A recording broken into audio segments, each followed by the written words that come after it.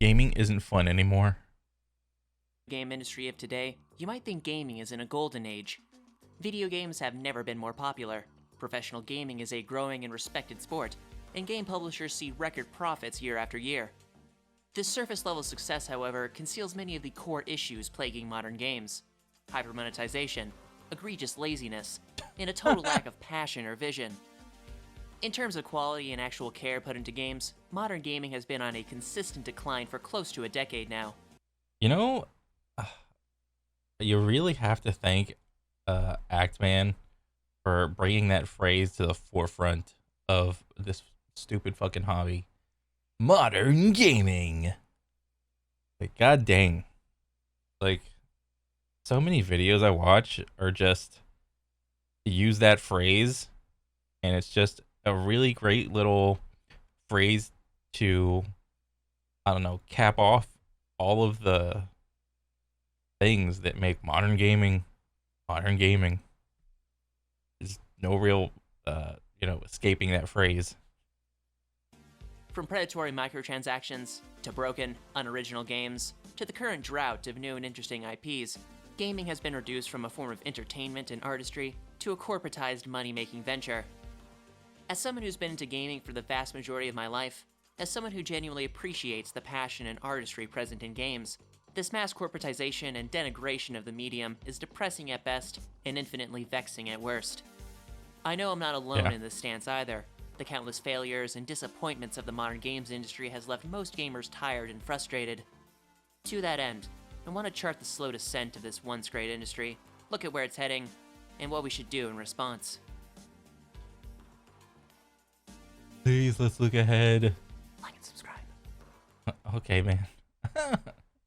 Before we can discuss the dismal state of modern gaming, I want to Oh first boy. look at the era which preceded it, along with what made it unique. I think few would argue that the mid-90s to late 2000s was a true golden age of gaming, and for a number of reasons. While the actual quality of games from this time I think it kind of was, and it kind of wasn't.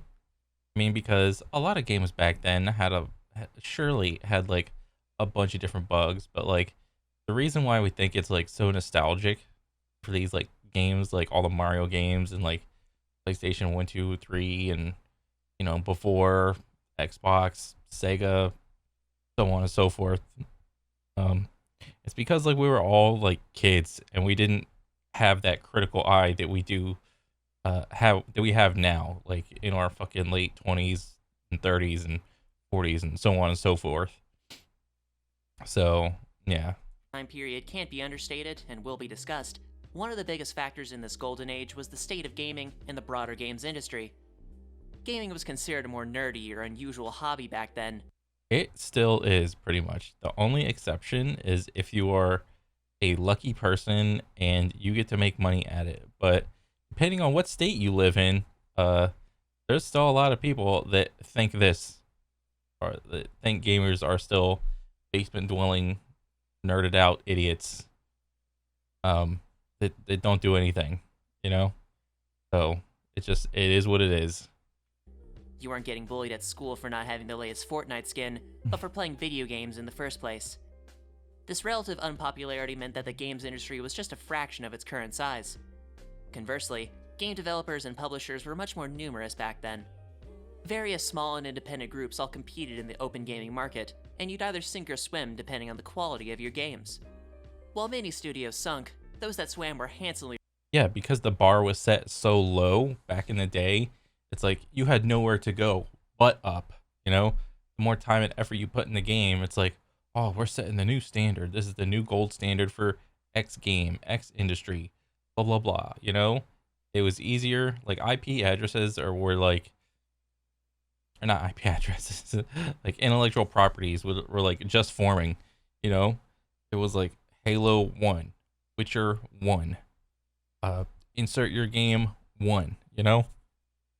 They give you the chance to form that little bond that you have now with like whatever your franchise is, you know? Rewarded, and typically redoubled their efforts for their next project. Furthermore, these small studios were often staffed and led by dedicated gamers and enthusiasts. This naturally leads to much greater passion and care put into the games they produced. Take for example Bungie back in the early 2000s. Their singular goal when producing the Halo trilogy was to make the best, most enjoyable game possible, and it shows in their outlook. The difference with Just chilling in the beanbags.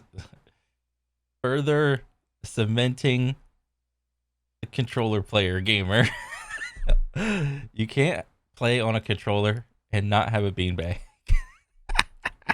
between good enough and awesome is so big, and I mean there's this standard set by everyone here that, I mean, good enough sucks. You can't do good enough. It's a hard kind of thing to live up to, but it's I mean, the game's going to be better for it. We are the most cynical people. Like, we are the jaded crowd who, if a game doesn't entertain us in 5 minutes, we stop playing it. Dang. I didn't even know, well, this is like a little thing from like Bungie back in the day, I would imagine, but I'd never seen that little video or clip or anything like that. And if this is what it was like for like 20-year-old gamers back then that were making that shit, then it hasn't really changed that much. Still, if a game doesn't entertain you in like the first 5 minutes, then it's like, okay, let's move on. The passion you see here is honestly commendable, and was something found in abundance both at Bungie and the broader games industry. In addition to having an industry clearly committed to quality, the technological development seen in the 5th, 6th, and 7th generations dramatically expanded what could be done with video games. Oh yeah. This is perhaps best demonstrated by the transition from 2D to 3D, swapping pixels for polygons.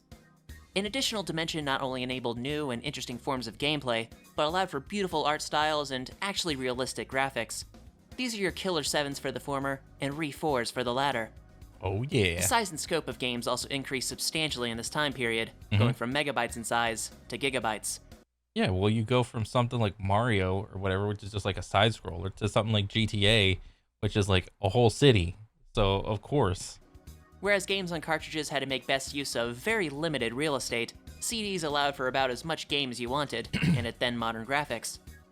Finally, internet access had reached hundreds of millions, even billions by this time period, meaning games no longer had to be primarily single-player or couch co-op titles.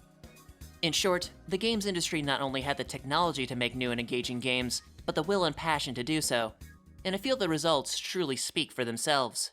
Yeah.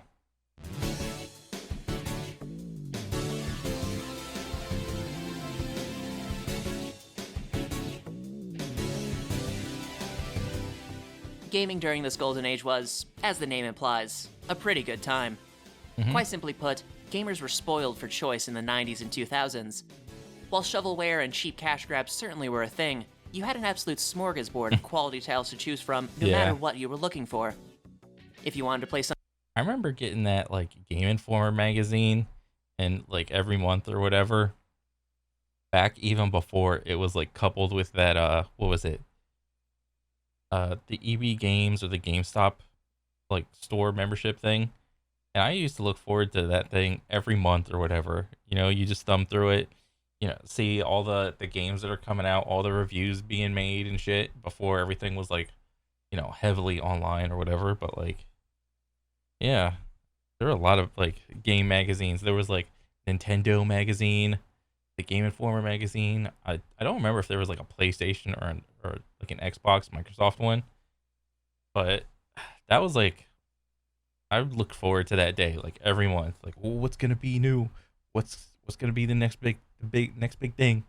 something on your own, just pop in Tony Hawk or literally anything from Nintendo at the time. If some friends were over, you had Halo or Mario Kart to rage at and laugh over. And if you wanted to meet cool new people on the wide world of web, WoW was still relevant. And not terrible. Oof. Gaming as a whole was just fun. People treated it as an enjoyable, exciting hobby. Oh, the LAN parties. Yeah, I had a ton of fun going over to my friend's house and bringing my own Xbox and my backpack, doing the Halo LAN parties. I was all too familiar with this. You'd hear from a friend that the new Scrimbo Bimblo slaps, drop 40 or 50 bucks on it, and have a good time. Yeah. Gamer. And this was back in the day when games were like 40 and 50 bucks. I remember that month when like a lot of people were like, oh my god, games are gonna go up to 60. And then everybody thought, ahead. It's like, are games ever gonna be like 70 or 80 or 90, maybe $100 for games? Who knows? This is just the next step. It's $60. And I was worried at the time, but you know, I mean, look at where we're at right now. Most games are like standard game is like $60 still. Like that price hasn't really gone up. It's only like the indie developers and all their games that where it's like less than 60. Gamers had hope in the industry, and while expectations weren't always met and missteps were had, it was good for a time. Unfortunately, all good things must come to an end. The Roman Empire experienced unmatched prosperity and security for hundreds of years before its slow and pitiful death in the 5th century. Yeah. Gaming is no different. Bro, like the one quote I always keep remembering, and this comes up more and more recently, is like that one quote from one of the Batman movies where it was like Harvey Dent, where he's like at a dinner with Bruce Wayne and they both got like their girls with them, and Harvey Dent is like, fine, either die a hero or live long enough to see yourself become a villain. I was like, oh my god, that is so true. With like every franchise that I like watching, every game that I like playing, it's like, it's so true. And much like the Huns and Goths who brought low the Romans, it was an outside force which plunged the games industry into its dark age, the smartphone. Yep. The birth of the mobile gamer. In 1998, Nokia released their 6110 model. Bro, I had this phone. I used to play, what was that game where it was like, you had this screen or whatever, but at the top of the screen there were the bricks or whatever, and the bottom was like the bar that you controlled it, and you had to get the ball to like break all the bricks, and it was just bouncing up and down. I played that shit so much. Of mobile phones. The 6110 offered numerous improvements and updates over the earlier Nokia 2110, one of which being the addition of Snake. Snake is a game you've likely heard of, seen, or played at some point. You play as a snake navigating a plane in search of food, and need to maneuver around your ever-lengthening body as you go from point to point. It's a simple little game, something you could play for a few minutes at a time, but its inclusion in the 6110 was one of its most liked features. In line with this, mobile phones going forward would often include short little games similar in scope to Snake. Many of these games were shipped with the phone itself, and while it was possible to download additional games, they were never terribly common or popular. The system, however, would be completely turned on its head in 2007 upon the release of the iPhone. The iPhone, and more specifically its App Store... I never had an iPhone. Like, I was just never part of that crowd where I was like, I gotta have the new next biggest thing. I was too poor for that shit, dude. Offered users a variety of applications and games for purchase. Much like the iPhone itself, this storefront proved wildly successful. Though it released with only 500 apps, in just 2 years this number increased to well over 100,000, and these apps were downloaded over 2 billion times. Dang. Initially, the App Store would sell their games for a one-time, upfront cost. You know, how games were always sold. Yep. This business model would eventually be expanded in 2009 Clash to of give apps Clans. and their developers new and exciting ways of making money. Bro, what was like the first mobile games to implement that whole time, like gatekeeping based off time or whatever? You know, was it Clash of Clans or whatever? Like, you know, like a lot of the games, like a lot of people reference like the Skyrim or not Skyrim, the Oblivion horse armor, the birth of the microtransaction. What was the birth of the like mobile game? You know what I mean? It's like pay to unlock more time or whatever. The biggest addition were in-app purchases, a system we would now call microtransactions. While many apps made ungodly amounts of money off this system, perhaps the most influential and iconic game in this landscape is Candy Crush. Candy Crush, released in late 2012, is nothing special as a game. You match 3 pieces of candy in a row to earn points and accomplish objectives. Match 3 titles had been around for some time and have had successful entries such as Bejeweled. What sets Candy Crush apart from its peers, however, was its method of monetization: predatory microtransactions. The lives, that's what it was with Candy Crush. Yeah, until you realized you can just change your time zone forward and backward an hour or two, and then it just gives you more lives that way. While Candy Crush was free to download, it was seemingly designed to incur, then profit off of addiction. First and foremost, the actual gameplay rewards you at every God, look at that step, combo. complimenting and praising you for making the right move or just having pieces fall in the right places. You're given dopamine hit after dopamine hit with easy levels until you reach a difficult one you can't quite beat.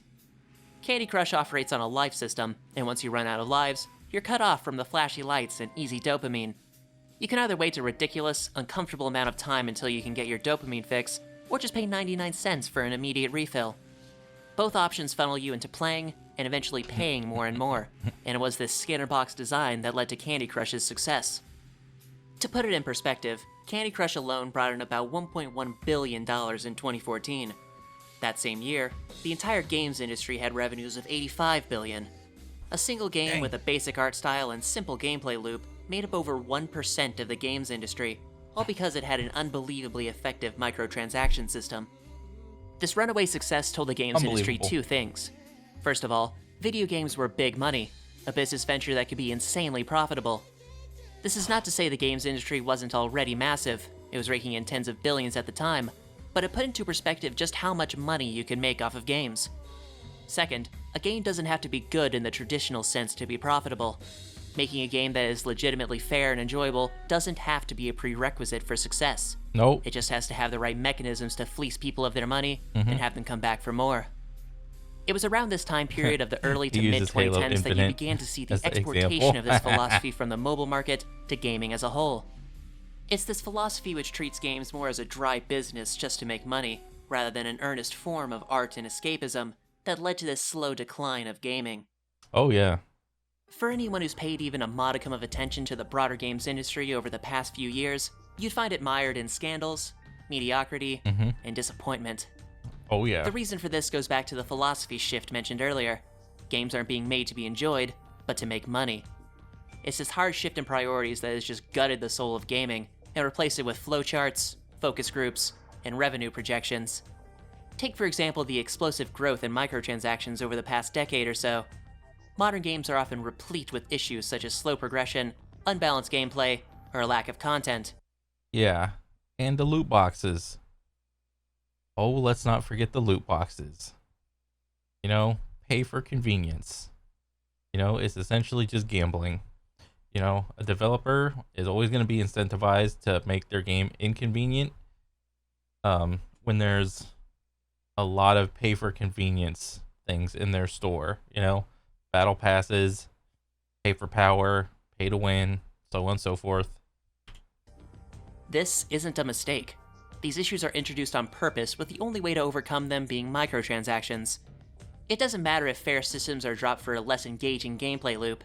It doesn't matter if microtransactions prioritize the size of your bank account rather than in-game skill. It doesn't matter if microtransactions have led to some of the most addictive, predatory systems imaginable. Microtransactions make an incomprehensible amount of money. That's the only reason they're so prevalent. To the games industry, it's more important that their septuagenarian shareholders see a 15% APY than actually give their customer base a semi-decent product. Outside of making games with these predatory, money-first systems, modern games are often released in a broken and buggy state. The recent poster child of incomplete garbage is none other than... Or you know what I just thought of? One game, genre that hasn't really been affected by all the microtransactions as much as the other genres is FPS. You know, arguably. But what's the inconvenient part of FPS right now? Skill-based matchmaking in a lot of games, you know, along with a myriad of other things, you know, for your specific game. But what if you could just pay money to just disable SBMM in your game? How crazy would that be? You know? What do you think the reaction would be to just pay for, you know, you could pay for a one-time match, no SBMM.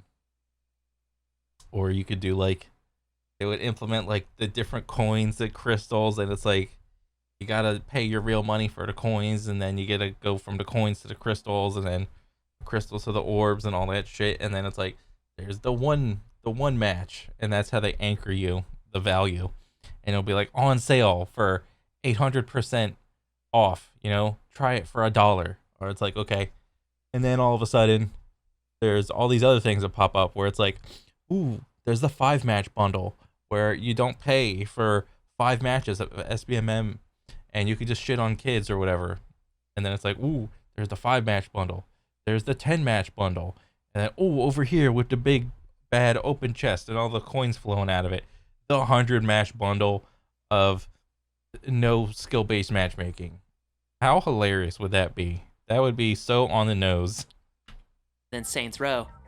Aside from having some genuinely cringe-inducing writing and gameplay that's boring 2 hours in, the game just does not function. Pull up literally any full-length review, and you'll see a deluge of bugs, glitches, and broken features in this game.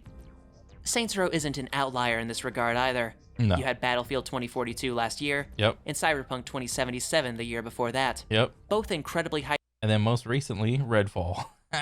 games that should not have shipped in the state they were in. The people at the helm, and more specifically the publishers, just stopped caring.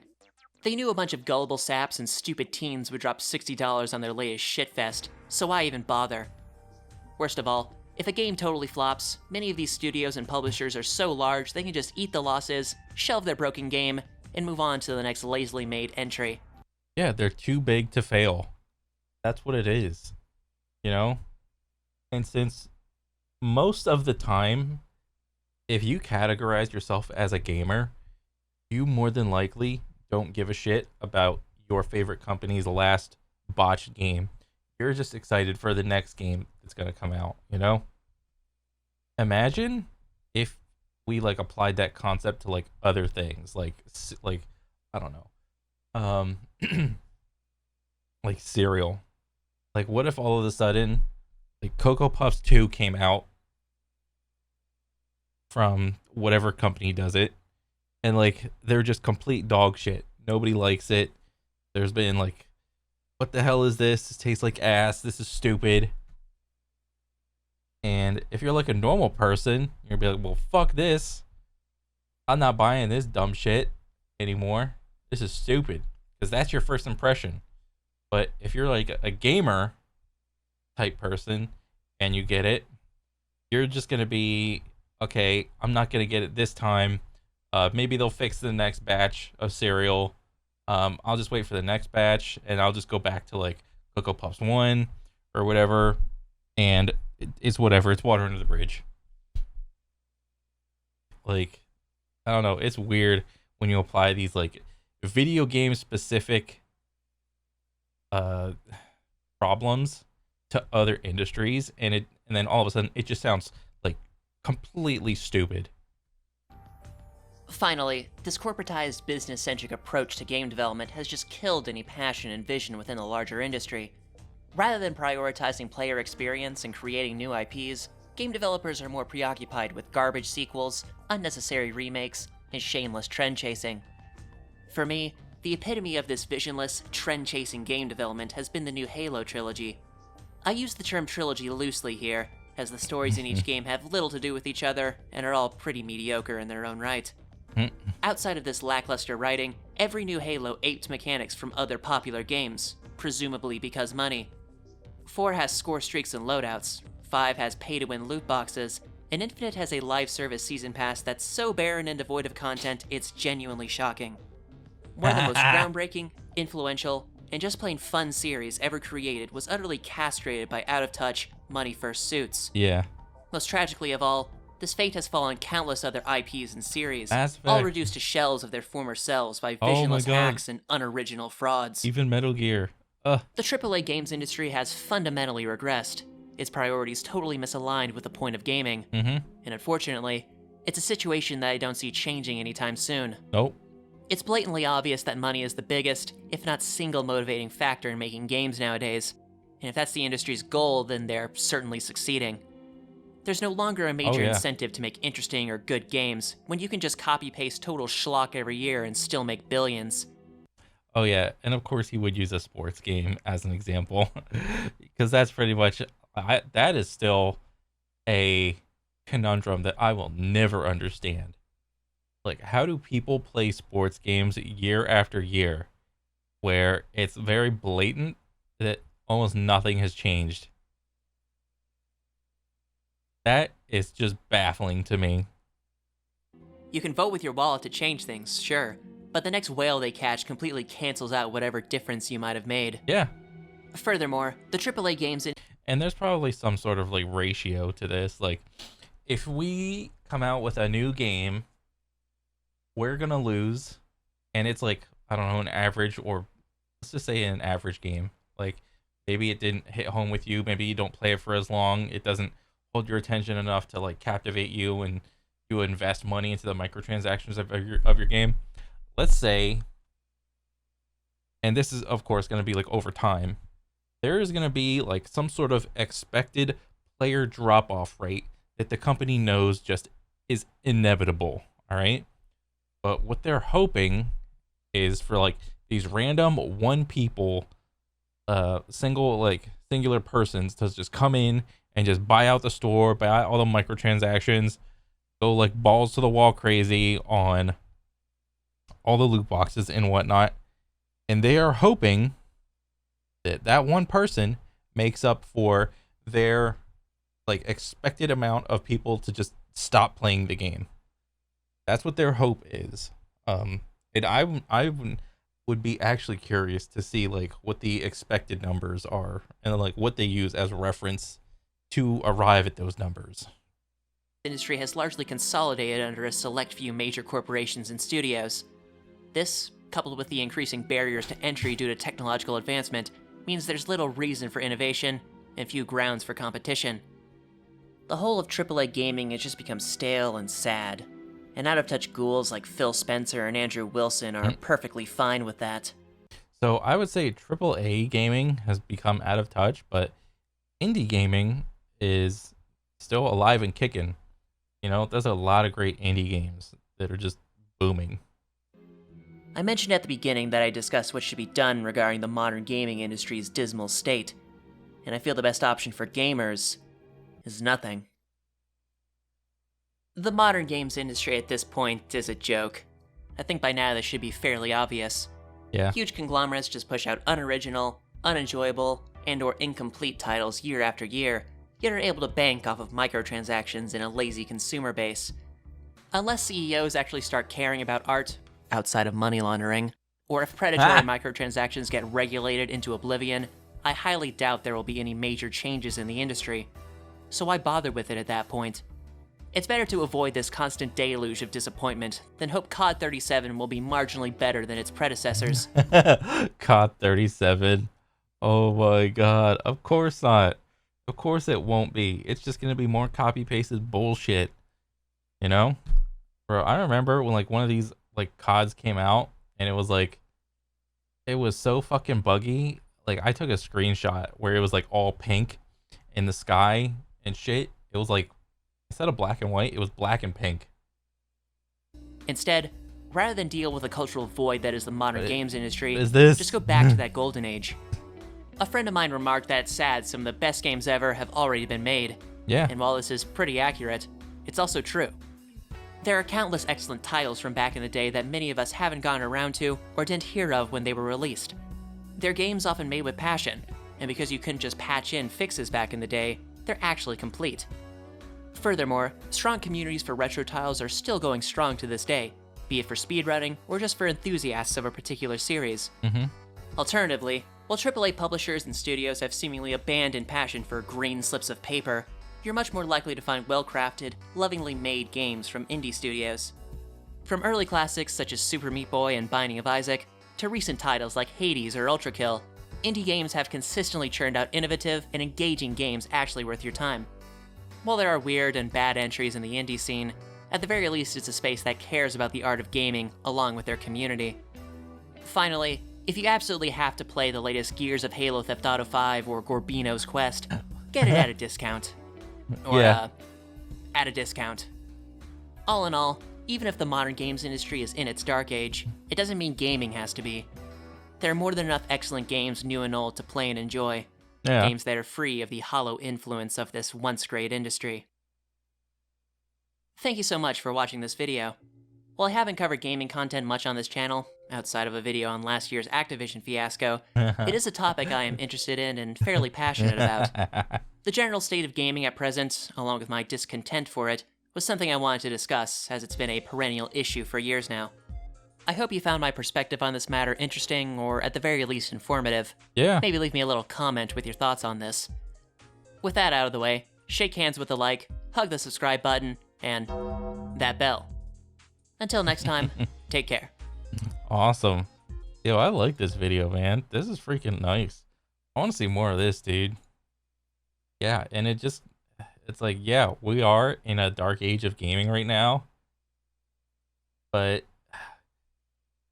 it's kind of both ways, really. It's like so many options are available now than there were back then.